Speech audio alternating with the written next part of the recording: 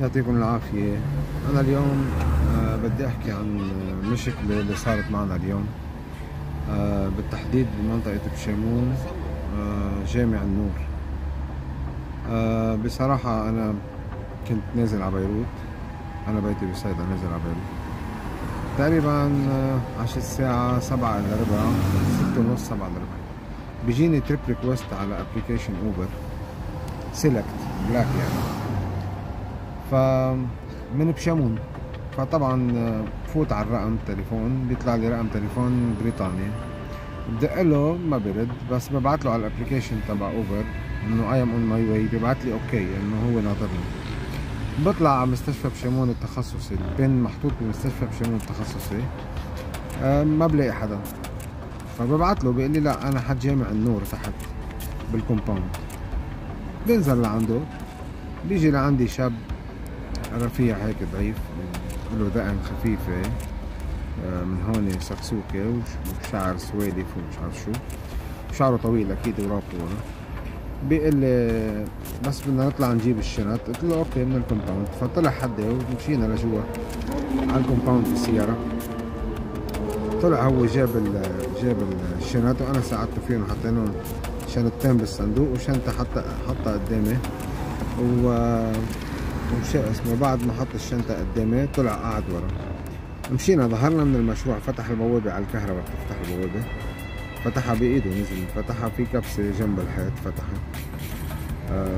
أول الطلعة بدنا نطلع على الطريق العام، بنط علي من ورا، بيخنقني، حط فرد براسي، بيقول لي انزل من السيارة. نزلت أنا من السيارة، ما كان يعرف يقلع فيها للسيارة، هددني بقوة سلاح إنه علمه كيف يقلع فيها، وهيك قلع فيها للسيارة بعد ما علمته كيف يقلع فيها ومشي. وطبعا بعد ما طلع بالسيارة وما بيعرف يسوقها، وهددني بقوة سلاح لعلمه كيف أنا يقلع فيها للسيارة، حطيت له درايف أنا بإيدي وشفط فيها وطلع لفوق على راس الطلعة لياخد الطريق العام. أنا طبعا ركضت ركيد لفوق، لو وصلت لفوق تقريبا شي 10 دقايق.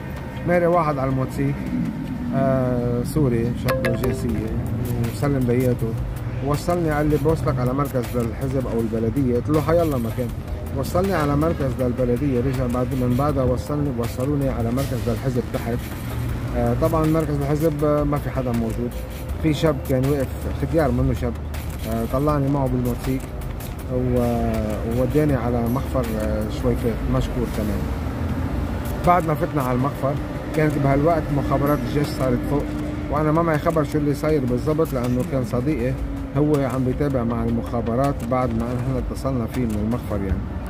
فعم بيتابع مع المخابرات. اخر شيء جابوا اسمه بالضبط بكر جمال سيوفي.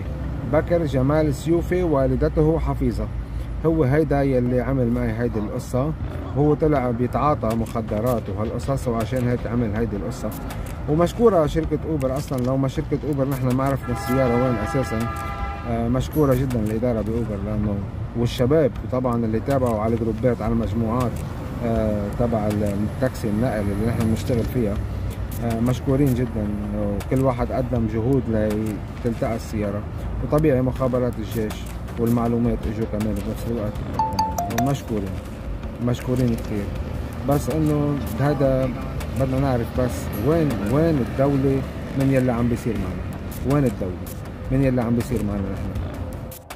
وطبعا انا بالسيارة في عندي بالسيارة تليفونين لإلي، وفي عندي جزدانة بقلبه كان تقريبا شي 300-400 دولار. وطبعا روح علي شغل اليوم، وعلى اصدقائي اللي هم صاروا يتابعوا طبعا روح عليهم شغل اليوم. فهذا كله حينذكر. وما بعرف شو اللي عامله بالسيارة، هو سيارة مرسيدس اي 350 بتمجد الخالق مثل ما بقولوا، ما ناقصها برغي. فكمان هذا كله بده ينذكر بالتحقيق، وبدي طالب بالتعويض بطبيعة الحال يلي صاير اكيد. والحمد لله انه انقضت هيك، ما اجت الشغله والله انه قوصني او قتلني او اذى حدا. وطبيعي نحن لما راحوا الشباب يشوفوا السياره، الشباب تبعوا التاكسي اللي بنشتغل معهم، كمان بلغتهم انه انتبهوا مسلح الزلمه، يمكن يقتلهم، يمكن لا سمح الله يصير معهم شيء. الحمد لله ما حدا تاذى، كتر خير الله. مشكورين الجهود تبع مخابرات الجيش تبع معلومات، والجميع اللي اشتغلوا من الشباب الطيبه اللي معنا بيشتغلوا معنا، مشكورين كثير.